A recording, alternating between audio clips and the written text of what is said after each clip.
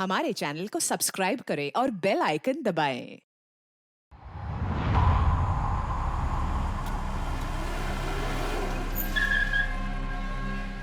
बबन, हाँ, ये ले।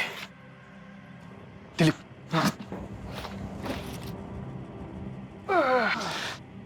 सिग्नल पता है ना? हाँ। देकर जल्दी वापस आना। जाओ।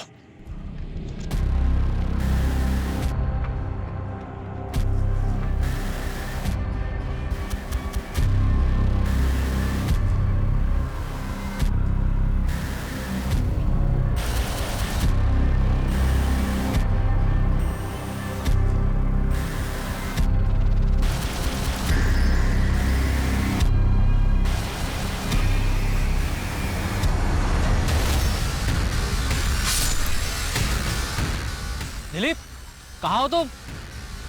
दिलीप,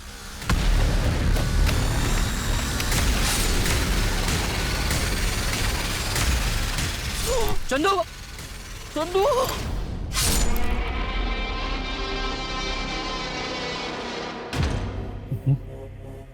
इतना टाइम क्यों लगा रहे हैं ये लोग?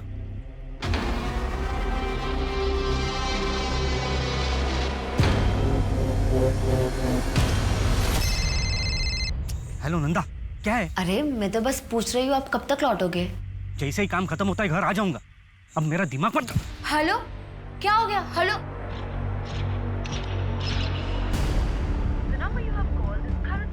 नेटवर्क ही नहीं है।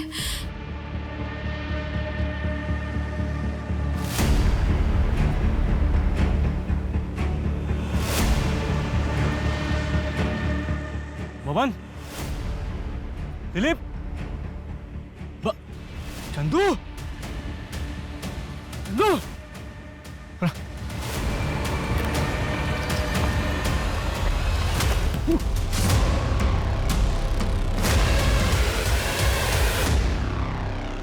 कहा जाता है कि विकृत मानसिकता विनाश का आगमन है। एक अपराधी जब किसी निर्दोष व्यक्ति की जान लेता है तो वो सिर्फ एक जिंदगी नहीं बल्कि उससे जुड़ी कई सारी जिंदगियों को तबाह कर देता है। अपने किसी करीबी की मौत इंसान को इतनी गहरी चोट पहुंचाती है जिसके जख्म जिंदगी भर ताजे रहते हैं। नमस्कार, मैं आशुतोष राणा क्राइम पेट्रोल सतर के इस नए अध्याय शातिर क्रिमिनल्स में आप सभी का हार्दिक स्वागत करता हूं। आज हम एक ऐसे भयंकर अपराधी का केस लेकर आए हैं जिसके निर्दयी स्वभाव, क्रूर व्यवहार और जघन्य अपराधों के बारे में सुनकर लोगों का दिल दहल जाएगा। ऐसा अपराधी जो अपने बेखौफ इरादे और बेशर्म रवैये के चलते इतना गिर गया था कि उसने इंसानियत की सारी हदें पार कर दी और बुराई का एक ऐसा भयानक रूप दिखाया जो अब तक किसी ने नहीं देखा था।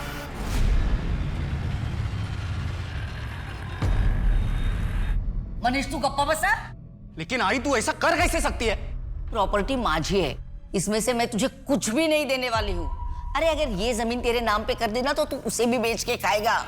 पहले 2 रुपए तो कमा के दिखा मुझे, हैं? अक्खा दिन मवालीगिरी करते घूमता है। तेरे को पहले ही बोल रहा हुआ, उस जमीन पर मेरा भी हक है। चुपचाप उसे मेरे नाम पे कर दे वरना तुझे घर से बाहर निकाल दूंगा, समझी? तू मुझे घर से बाहर निकालेगा? ये मेरा घर है और ये हरकत फिर से की ना, मैं तुझे घर से बाहर निकाल दूंगी। मुझे घर से बाहर निकालेगी? पागल हो गया है? अपनी माँ पे हाथ उठाता है। अबे तू होता कौन है रे हमारे घर के बीच में बात करने वाला? वो तो आई की मेहरबानी है करके तू यहाँ रह रहे, समझा ना? मेहमान है, मेहमान की तरह रहे। मनीष देख, बोल रहा हूँ, अगर दोबारा ऐसी गलती की ना पुलिस में कंप्लेन कर दूंगा। अबे ये धमकी किसी और को देना, समझा क्या? पुलिस में कंप्लेन करेगा? जा कर लेना जो करना है। खून आ गया है, आइए मैं दवाई लगा देता हूँ, आ जाइए। कितना खून निकला। कोई अपनी माँ पे हाथ उठाता है क्या? और आप कब तक ऐसे सहती रहेंगी? अरे वो हमारी कोथरूड वाली जमीन है ना, वो मैंने मेरी बेटी सीमा के नाम कर दी और मनीष को ना पूछा ना बताया, इसलिए वो नाराज हो गया है। गलती तो मेरी ही है ना। गुस्से में हाथ उठाना मनीष की गलती है। कब तक आप उसकी गलती को अपनी गलती बोलकर ऐसे सहती रहेंगी? भगवान न करे कल के दिन कुछ हो गया तो? सरला आंटी, ये क्या हुआ? कैसे लगा ये? आप ठीक ठीक हो ना? अरे काव्या बेटा, बस बस, वो मैं फिसल गई और मुझे चोट आई, लेकिन पंकज ने देखो ना पट्टी करके दी है मुझे। फिर झूठ ना, ये मनीष ने किया है ना? मेरे ही पिछले जन्म के कुछ भोग होंगे जो तुम दोनों मेरे बच्चे नहीं हो। आंटी, हम बच्चे ही तो हैं आपके। देख सीमा, मैं तुझे प्यार से बोल रहा हूं, वो जमीन चुपचाप मुझे वापस कर दे। काव्या, हाय काव्या। शट अप मनीष, तुम्हारे जैसा गिरा हुआ इंसान मैंने आज तक नहीं देखा है। चलिए आंटी।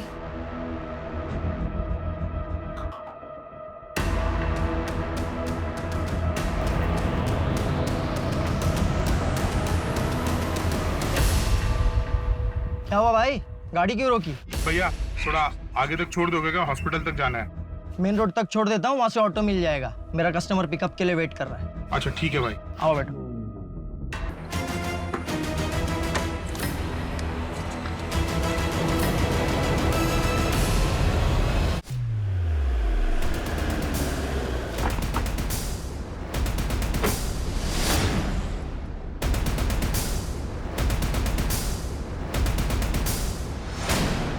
आइए सर।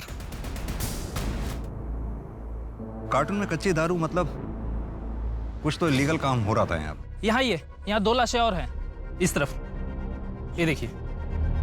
और सर एक बैग भी मिला है, लेकिन सर इसमें सिर्फ कागज के टुकड़े हैं, ये देखिए। जोशी, इसका मतलब यहाँ स्मगलिंग हो रही थी और ये चंदू अपने सामने वाली पार्टी को धोखा देने वाला था, इसलिए इस बैग में पैसे होने चाहिए थे और कागज के टुकड़े। मतलब ये लोग आपसी मुठभेड़ में मारे गए?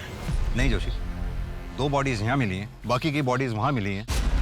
ये जो कुछ भी हुआ है डील फाइनल होने से पहले ही हुआ है। तुम्हें कुछ गंद सी नहीं आ रही, जैसे कोई खुशबू इत्र वगैरह की हो? अतर हल्की हल्की आ तो रही है। सर यहाँ पीछे वाले रास्ते पे भी एक लाश मिली है। सर कंट्रोल रूम से इंफॉर्मेशन मिली है, राजेंद्र नगर के बैक रोड पर एक कैब खड़ी है, उसमें खून के धब्बे हैं। चलो।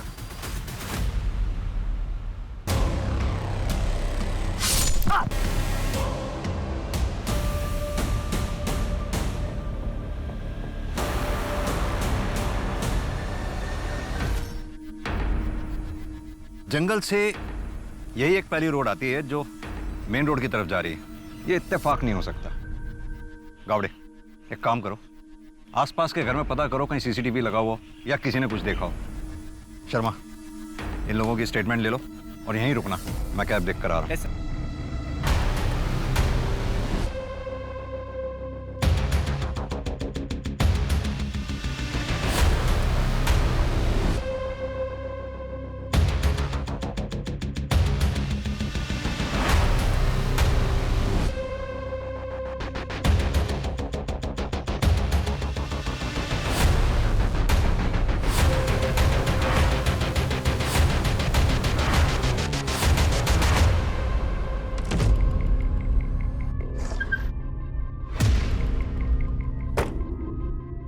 सर, गाड़ी में खून के धब्बे लेकिन कोई लाश नहीं है। और सर ये सिम कार्ड और किसी योगेश मिश्रा का ड्राइविंग लाइसेंस मिला है, शायद ये कैब का ड्राइवर होगा। इस आदमी की लाश तो हमें बैक रोड पे मिली है। कैब चुराने के लिए योगेश मिश्रा को मारा गया होगा। हाँ हो सकता है जोशी, लेकिन अगर कैब चुराने के लिए ही योगेश का मर्डर किया जाता तो गाड़ी इस तरह से रास्ते के बीचों बीच छोड़कर कातिल नहीं जाता। तो शायद गाड़ी खराब हो गई होगी। और सर एक और बात, गाड़ी में सेम इत्र की खुशबू आ रही है जो हमें जंगल वाली बॉडीज में मिली थी। चेक करो।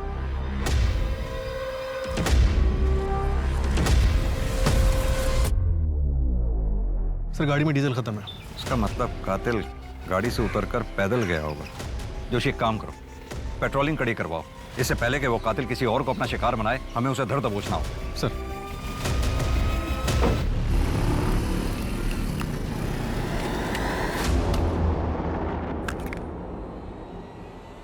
अरे भाई साहब, अरे भाई साहब क्या हुआ? अबे अबे पागल हुआ क्या?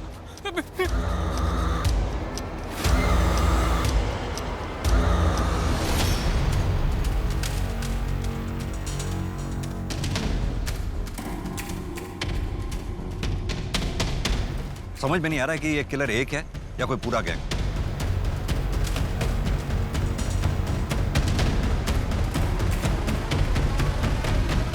केमिस्ट शॉप से पता करो ये बिल किसे इशू हुआ। सर। हेलो। क्या?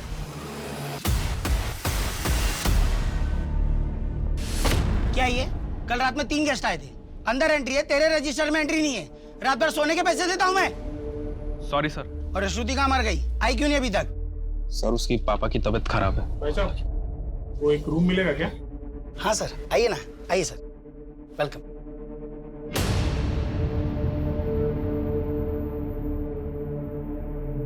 नाम क्या है sir? Lucky Tiwari. Sir Aadhaar card please. लेकिन कोई आईडी प्रूफ नहीं है। लकी तिवारी, जाहिर है कातिल ने अपना असली नाम तो बताया नहीं होगा। सर कोई सीसीटीवी नहीं है। कुछ समझ नहीं आ रहा सर। एक दिन में 9 मर्डर करके ये किलर आखिर प्रूफ क्या करना चाहता है? वही तो जानना है। न जाने कैसे मीडिया वालों को भनक लग गई और वो जंगल वाले क्राइम स्पॉट पे पहुंच गए सर। सर आप टेंशन ना लें सर, इस केस को मैं खुद मॉनिटर कर रहा हूँ जी, जल्दी कंट्रोल करेंगे सर। जी सर, मैं आपको अपडेट करता रहूँगा। ओके सर, जय हिंद।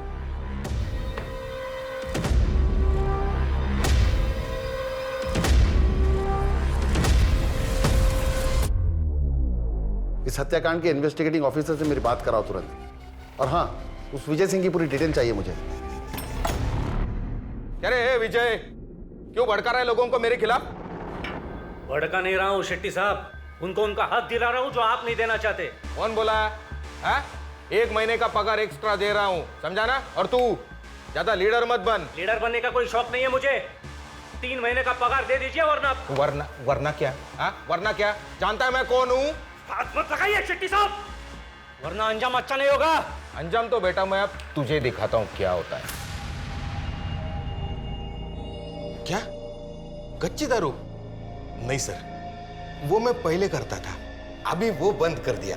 अभी सिर्फ देसी दारू, वो भी लीगल है सर।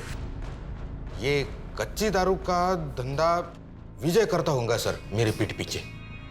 विजय के साथ झगड़ा हुआ था तुम्हारा? हाँ सर, वो विजय मेरे वर्कर्स को मेरे खिलाफ भड़का रहा था, लेकिन उसके इस काले धंधे के बारे में मेरे को कुछ नहीं पता। ये हाथ पे निशान कैसा है? ये सर वो राखी बंधाई थी, टूट गई। क्यों सर?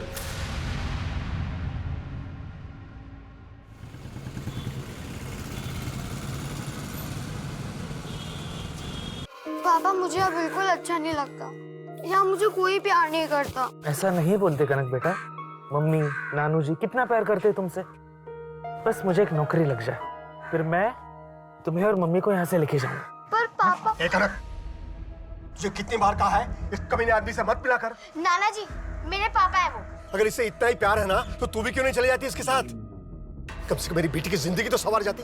तुम दोनों से छुटकारा मिलता तो कम से कम वो आगे तो बढ़ पाती। पापा प्लीज। तो चुप रहे और इसे लेकर अंदर जा।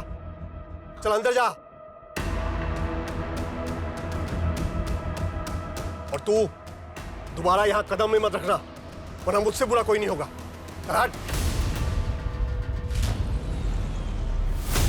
सर पोस्टमार्टम रिपोर्ट के मुताबिक खुरपी जैसे किसी हथियार का इस्तेमाल किया गया, सीधा गर्दन की नस पे वार। खुरपी?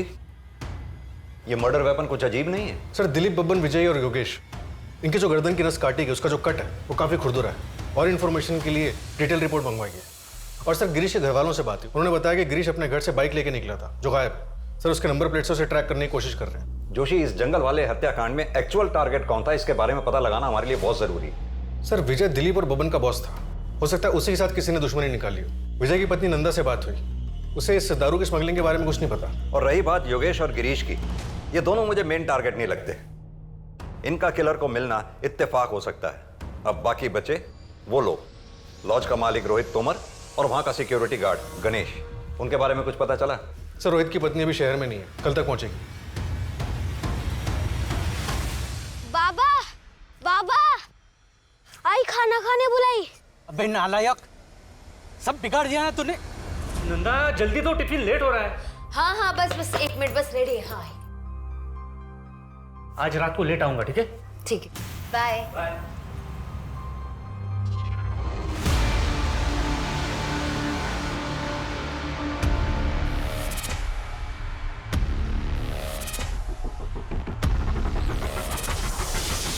विजय तुम्हारा नहीं हमें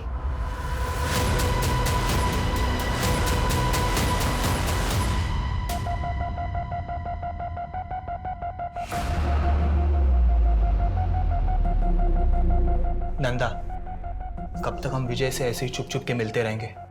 तुम चलो, हम कहीं भाग चलते हैं। तुम पागल हो गए हो क्या? मैं ऐसा भाग नहीं सकती। जैसा चल रहा है ना वैसे चलने दो। इसका मतलब विजय जब तक तुम्हारी जिंदगी में है, तुम शादी नहीं करोगी।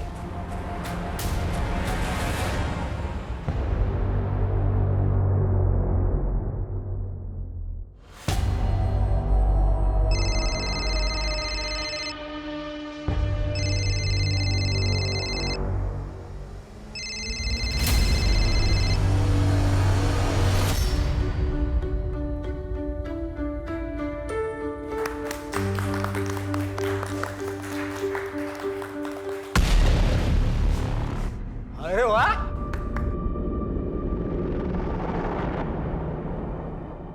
तुम तो बड़ी खूबसूरत लग रही हो। और ये मनीष, अबे पता है जा रहा हूं, लेकिन तू शादी भले ही इससे कर रही है, तो अगर तो नहीं मनाऊंगा ना।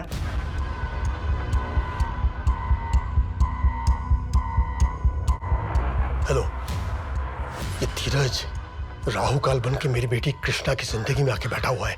जब तक ये रहेगा तब तक मेरी बेटी आगे नहीं बढ़ पाएगी, इसलिए इसे तुरंत रास्ते से हटाना होगा, कैसे भी, और आज ही।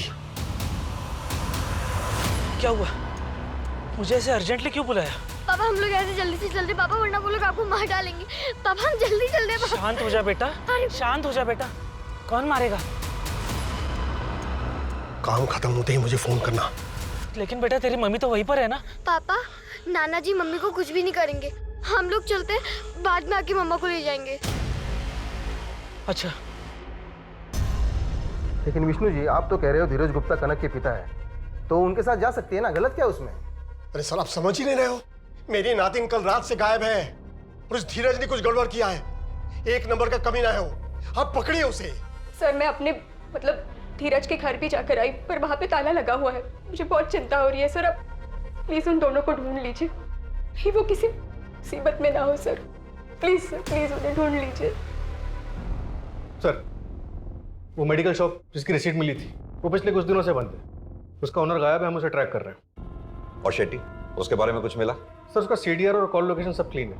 विजय के मर्डर वाले दिन वो अपने घर पे ही था। जोशी, अगर शेट्टी को ये काम करना ही होता तो वो अपने हाथ गंदे क्यों करेगा? हो सकता है इस काम के लिए उसने सुपारी दी हो। अपना खबरी नेटवर्क एक्टिवेट करो। Okay sir. सर एक अजीब बात पता चली, एक ऑटो वाले ने हमें बताया कि उसने क्राइम सीन के पास एक औरत को ड्रॉप किया था और विजय की बीवी नंदा का कॉल लोकेशन सुबह 5:30 बजे क्राइम सीन के पास था और नंदा के CDR में गैंगस्टर राकेश मोरे का नंबर भी मिला है। ये नंदा को थाने बुलवाओ।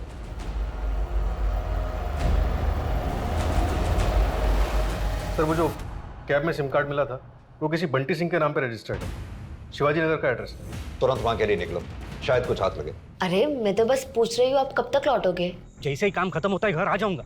अब मेरा दिमाग पर। हेलो, क्या हो गया? हेलो,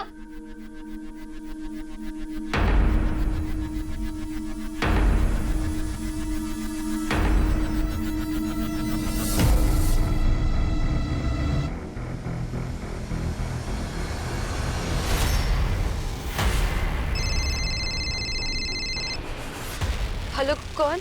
हेलो नंदा, मैं बोल रहा हूँ। राकेश तुम कहाँ हो?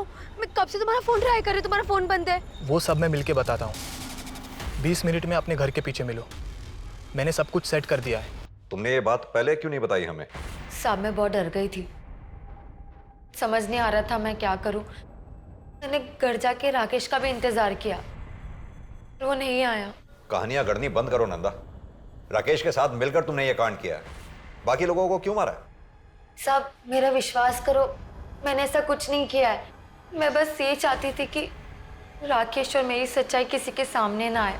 तुम ये बात अच्छी तरह से जानती थी ना कि राकेश विजय को मारना चाहता था? नहीं साहब, मुझे नहीं पता था, मैं सच कह रही हूँ।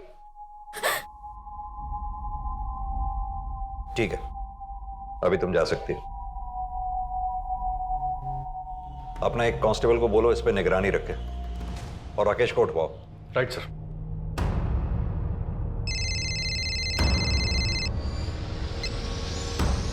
जय हिंद सर। केस का क्या स्टेटस है सिंह? सर ये विजय कच्ची दारू स्मगल करता था। हम स्मगलिंग का एंगल भी इन्वेस्टिगेट। नहीं मुझे नहीं लगता कि विजय की वजह से इतने मर्डर हुए होंगे। तुम बाकी विक्टिम्स पे ध्यान दो। हाँ सर, बाकी एंगल भी स्टडी कर रहे हैं हम सर। और वो स्मगलिंग वाले एंगल में ज़्यादा घुसने की जरूरत नहीं है, वहाँ कुछ नहीं मिलेगा तुम्हें। ओके सर, जय हिंद सर।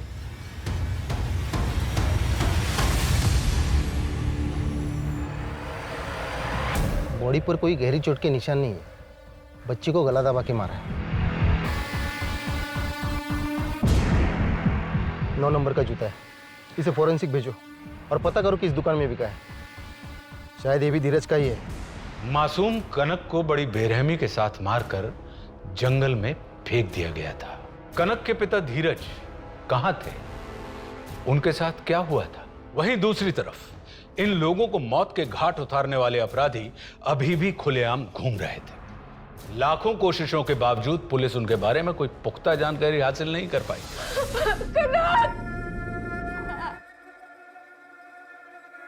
देखिए कृष्णा जी, हम आपकी हालत समझ सकते हैं, लेकिन आगे इन्वेस्टिगेशन कंटिन्यू करने के लिए आपसे कुछ सवाल पूछने जरूरी है। हमें जहां से कनक की डेड बॉडी मिली थी वहां एक 9 नंबर का जूता मिला है।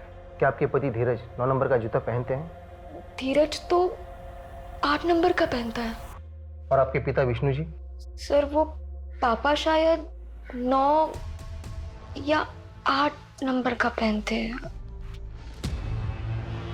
सर शेट्टी के राइट हैंड सतीश के सीडीआर में हिस्ट्री शीटर मुन्ना का नंबर मिला है। इन दोनों के बीच पिछले महीने काफी बातचीत हुई थी। उठा लो इस मुन्ना को।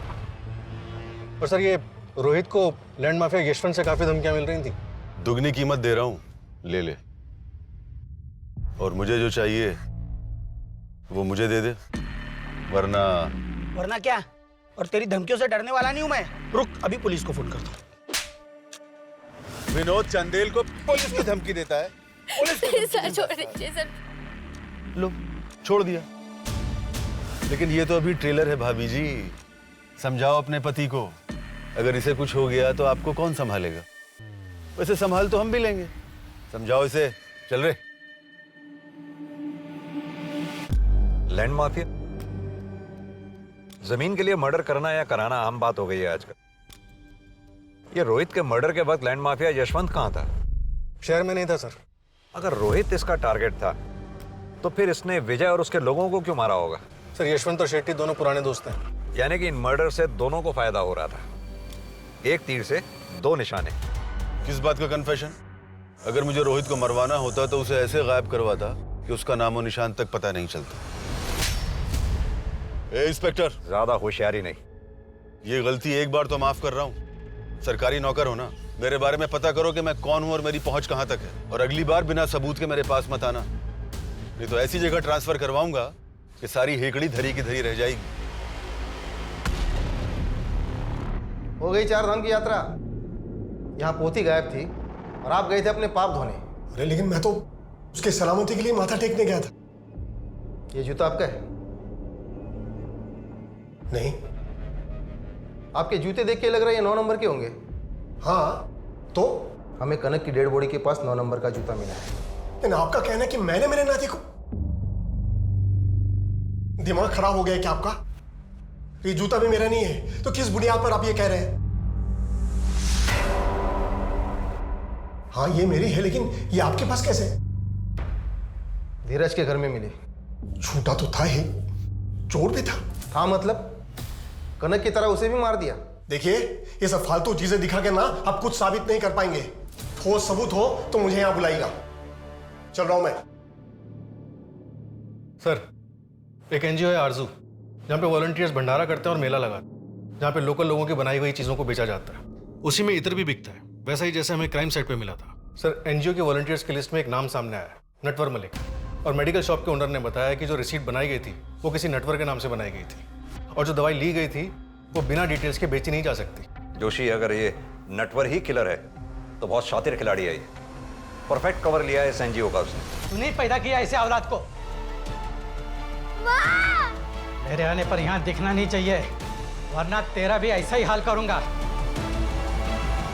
कुठे साइन करणार नाहीये मी, माझी प्रॉपर्टी तुझ्या नावावर कधीच करणार नाही। नहीं करेगी तू? प्रॉपर्टी मेरे नाम नहीं करेगी, सारी जायदाद तुझे उस सीमा के नाम करनी है।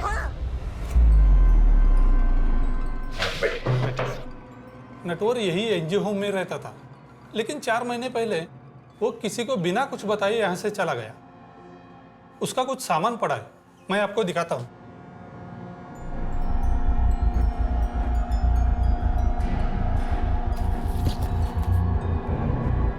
उससे कोई मिलने भी आता जाता था यहाँ? उसका एक दोस्त था, वो भी कभी कभी यहाँ वॉलंटियरिंग करने आता था और दोनों साथ में ही रहते थे। उसके दोस्त की या उसकी कोई फोटोग्राफ या डिटेल होगी आपके पास?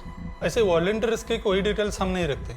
एक बात बताइए, आपके एनजीओ के स्टॉल पे जो इत्र बिकता है, कौन बनाता है उसको? एक बूढ़ी औरत है, यही पास वाले गांव में रहते हैं। नटवर का दोस्त रॉय वही उनसे इत्र लेकर बेचता था। नटवर बहुत ही सीधा साधा आदमी है, वो यहाँ बस सिर्फ सेवा करने आता था और बस अपने काम से काम रखता था। गरीबों को खाना खिलाकर बहुत अच्छा लगता है, उनकी मदद करता हूं तो सुकून मिलता है। एक नया दोस्त बना है, मेरे जैसा ही है, शायद एक नए रिश्ते की शुरुआत है। मिलकर दूसरों की मदद करेंगे। लोअर मिडिल क्लास का लड़का लगता है, जिसके जनरल इश्यूज हैं, सोसाइटी की मदद करना, कम्युनिटी को खाना खिलाना। ऐसा लड़का किसी के मर्डर क्यों करेगा? सर लेकिन इसकी डायरी हैंडराइटिंग एक्सपर्ट से एनालाइज कराने के बाद ये समझ में आता है कि इस आदमी का हाथ कांपता है। ठीक वैसे ही जैसे कुछ मर्डर विक्टिम्स के घाव क्लीन थे। सर हो सकता है कि ये 2 अलग अलग लोग। बोले चंदू, चंदू। सर डायरी के एंट्रीज में जगह जगह पे ये नाम यूज हुए हैं, बंटी, नटवर, लक्की, और भी नाम है, Ricky, Roy, mister A. Joshi, अभी जो नाम तुमने लिए उन नामों पर जरा गौर करो। Natwar, Bunty, lucky, Roy, mister A, ये जितने भी नाम हैं सभी फेमस फिल्म्स के फेमस किरदारों के, जो कॉनमैन थे, यानी कि ठग। हम अभी तक सुरागों में ही उलझे रहे। वो गाड़ी से मिलने वाला SIM card, ID proof, medical receipt, हमें उनसे कुछ भी हासिल होने वाला नहीं था, क्योंकि ये हमारे साथ खेल खेल रहा था। सर हमारे पास इन झूठे नामों के अलावा फिलहाल कुछ भी नहीं। एक बेनाम और बेशक्ल आदमी को ढूंढना बहुत मुश्किल है। हेलो।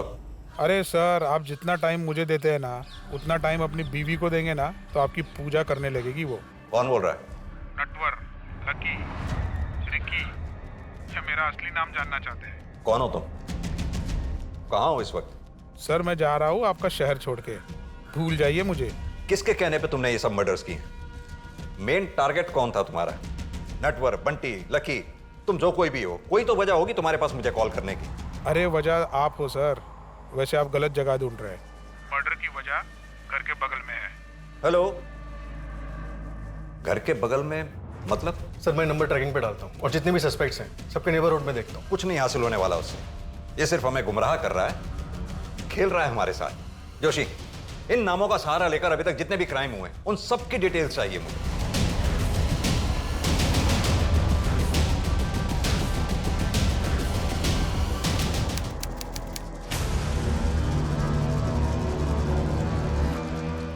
सर कोलकाता वाले हत्याकांड की सारी डिटेल्स आ गई। तुम्हारा कहने का मतलब है 19 मर्डर्स हुए हैं वहां? हाँ सर वही है, सारे मर्डर्स एक ही तरीके से किए गए और सर एक फिंगरप्रिंट भी मिला है, लेकिन वो रांची वाले फिंगरप्रिंट से मैच नहीं करता। हो सकता है शायद दोनों पार्टनर्स के फिंगरप्रिंट्स हो। डेटाबेस चेक किया तुमने? किसी भी कॉन्ट्रैक्ट क्लियर के साथ कोई भी मैच नहीं हुआ, सिर्फ ये प्रोफाइल शॉट मिला धुंधला सा। जिस गली में मर्डर हुआ उसकी अगली गली में भागता हुआ दिखा था, काफी अंधेरा था। इसकी गर्दन पर कोई चोट का निशान है या फिर कोई टैटू हो सकता है। एक काम करो, ये प्रोफाइल फोटोग्राफ लैब में भिजवाओ और अपने सुपरविजन में क्लीन करवाओ, शायद कोई टैटू का डिजाइन मिल जाए। मिस्टर नटवर, कहां छुपे हो तुम?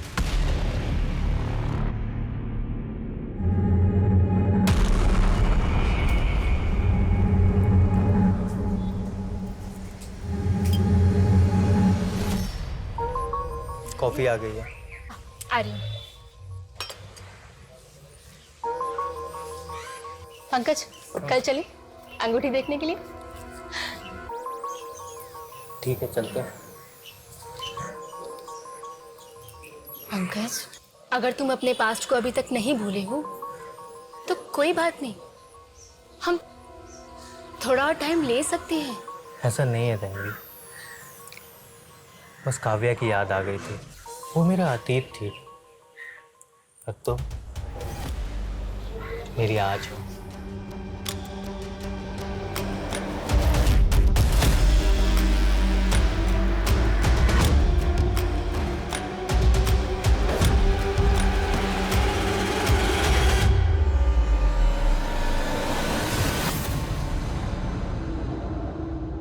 रुको,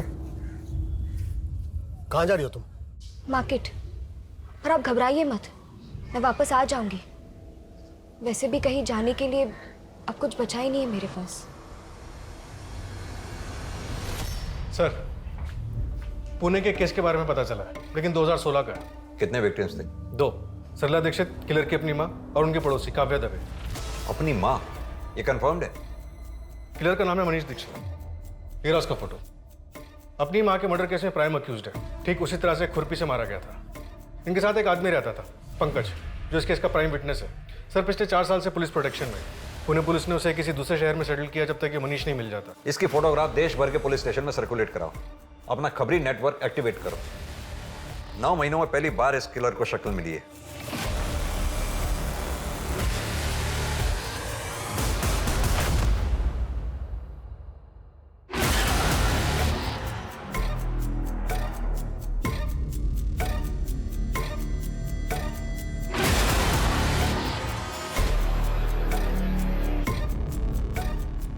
सर, मनीष को भोपाल में देखा गया है। वहाँ के एक चाय वाले ने भोपाल पुलिस को इन्फॉर्म किया। तुरंत एक टीम रेडी करो, भोपाल पुलिस को बैकअप रिक्वेस्ट के लिए बोलो।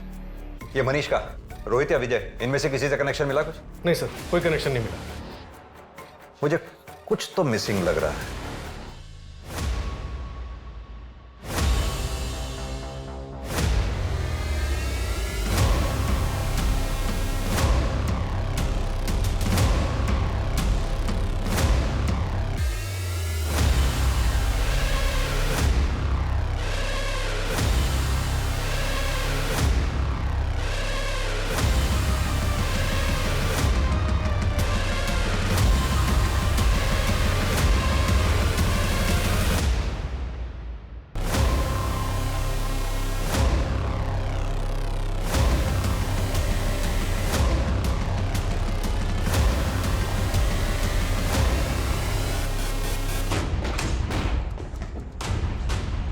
जोशी, गावड़े, उधर देखो। तुम मेरे पीछे आओ। तन्वी, ठीक तो हो तुम? देखो जरा, कहाँ है जोशी?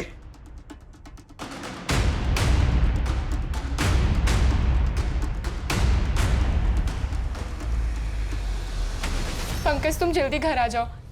कोई मनीष नाम का आदमी घर आ गया था। मनीष?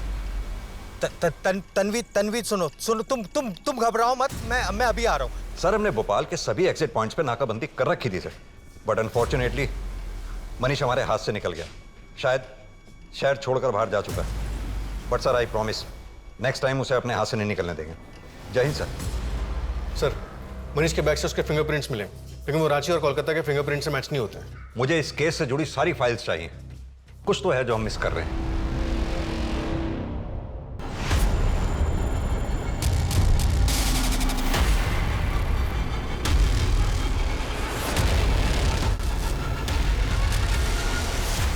अरे गावड़े, मुंबई की फाइल नहीं, लखनऊ की फाइल चाहिए भाई। कहां हो तुम? इतनी महीनों से कड़ी मेहनत कर रहे हैं, प्रमोशन करवा दूं आपका? कौन? इतने दिनों से आप मुझे ढूंढ रहे हैं, और आज जब आपके सामने हूं, आपने पहचाना भी नहीं। दिल तोड़ दिया आपने।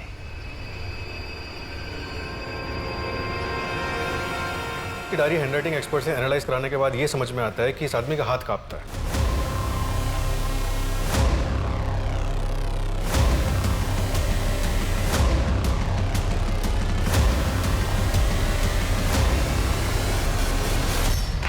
किस नाम से पुकारूं तुम्हें? आपके साथ अपना सा लगता है, भले ही दूर का हो, पर रिश्ता लंबा सा लगता है। कार्तिक, कार्तिक शुक्ला कह के बुलाइए। जो नाम मेरी माँ ने मुझे दिया था। मनीष तुम्हारा पार्टनर है? मेरा पार्टनर तो कोई और है। मनीष तो मुझसे बदला लेने आया था।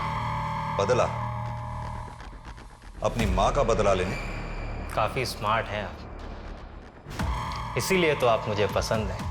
एक झटके में किसी की जान लेने में जो नशा है, जो सुकून है, खैर वो आप नहीं समझोगे। बकवास बंद कर और सीधी तरह से ये बता कि तेरा साथी कौन है और कहाँ है। फिलहाल तो तन्वी के घर के पीछे जो गली है, मकान नंबर 4, वहां पे मिलेगा वो। क्या नाम है उसका? कौन है वो? इस बार बहुत बड़ा हाथ मारा है ना तूने। तन्वी नाम है ना उसका?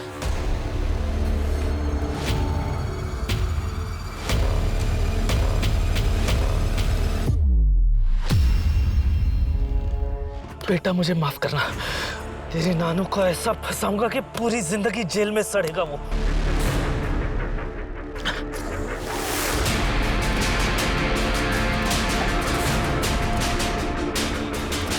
बोर नहीं हुआ इन सब चीजों से? ये सारा खेल पुराना सा लगता है। अब लोगों को मारना इतना आसान हो गया है, कोई मजा ही नहीं रहा यार अब इन सब चीजों में। तुझे आना है तो आ, वरना मत आ। मैं अकेले हाथ साफ कर लूंगा उस पर। चल ठीक है, कल का प्लान करते हैं।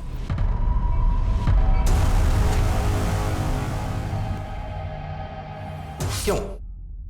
इतने लोगों की जान लेने की वजह क्या थी तेरे पास? अगर वजह होगी तो सजा कम मिलेगी क्या?